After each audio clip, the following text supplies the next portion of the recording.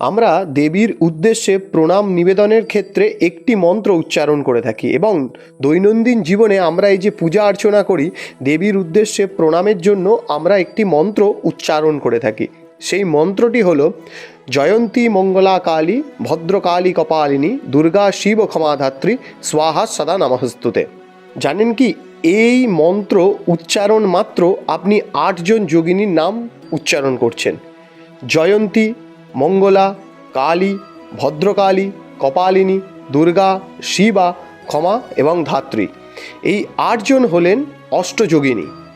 কালিকা পুরাণ মতে দেবীর পূজার সঙ্গে সঙ্গে এই 8 জন যোগিনীকে অষ্টদলে পূজার বিধান দেওয়া হয়েছে।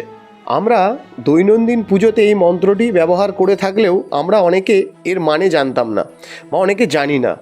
আমরা অনেকে ভাবি এই জয়ন্তী, মঙ্গলা, কালী এনারা হচ্ছেন বা এই নামগুলি উচ্চারণ করা হচ্ছে দেবীকে সম্বোধন করে, কিন্তু এমনটা নয়। কালিকা পুরাণ মতে বলা হচ্ছে এনাদের আলাদা করে পূজার বিধানও উল্লেখ করা হচ্ছে। অবশ্যই এনারা দেবীরই রূপ, কিন্তু তাও এখানে কালিকা পুরাণে দেবীর পূজার আগে এনাদের আলাদা করে অষ্টদলে পূজার বিধান উল্লেখ করা হয়েছে। এই মন্ত্রে 8 জন যোগিনীর নাম উচ্চারণের শেষে স্বাহা এবং স্বাধা এই দুটি শব্দ উচ্চারণ করা হচ্ছে।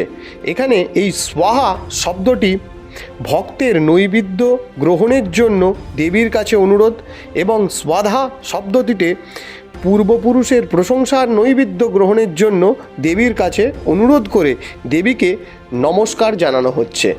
এই ছিল এই দেবীর উদ্দেশ্যে একটি অতি প্রচলিত প্রণাম মন্ত্রের ব্যাখ্যা।